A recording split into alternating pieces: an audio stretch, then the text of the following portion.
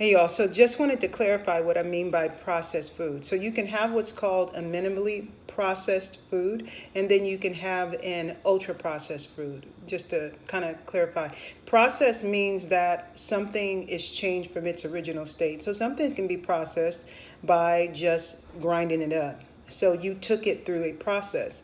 Now, when I speak of processed foods in correlation with them being bad because of the effects on our health, I'm speaking of food that's been actually changed, not just broken down, but there are certain components about it, nutrients, that have been extracted from it. So that's when we're speaking of highly processed. Now, in addition to that, I'm also speaking of when it's broken down, these highly processed foods also have other additives that are put in it during the process.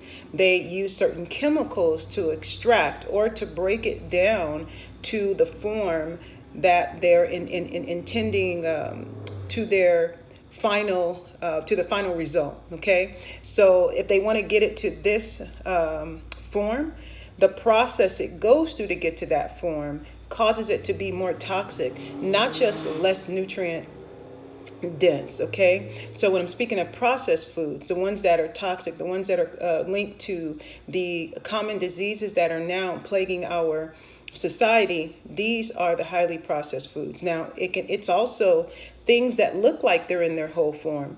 They've also been processed, and some of them have been processed, meaning things are injected into it, changing the nutritional value of it, even though they look like they're still whole. So that would be like GMO foods. Now, this is not generally when you hear someone speak of processed foods, they're speaking about things that don't even look like their original form.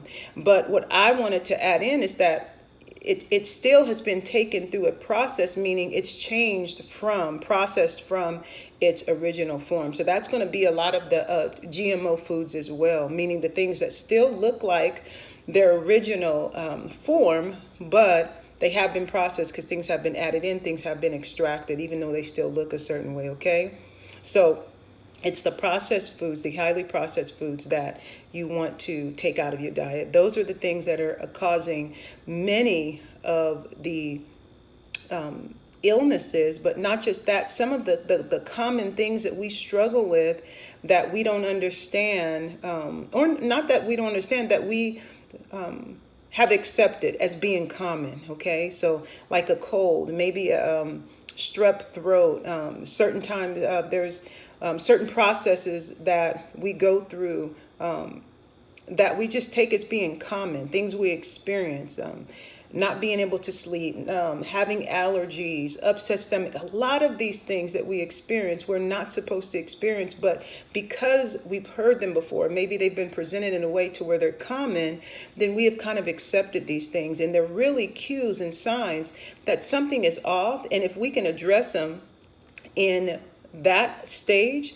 then we can really make a significant change. But even if you've gone to the point of receiving a diagnosis, say for instance someone who's been diagnosed pre-diabetes, that's not the end all. That can change just from changing your lifestyle. Okay, now we'll go into that at another time, but I just wanted to give you that information about process, or what you understand by processed foods. The last thing, and you've heard me say this before, when you look at the label, look at the ingredient list and determine whether or not you want to purchase it, okay? The nutritional facts, they show you the breakdown of carbs, fats, proteins, fibers, but they don't tell you exactly what's in there. So an easy rule to go by could be, if you don't understand what's on the label, then you don't want to get it, okay?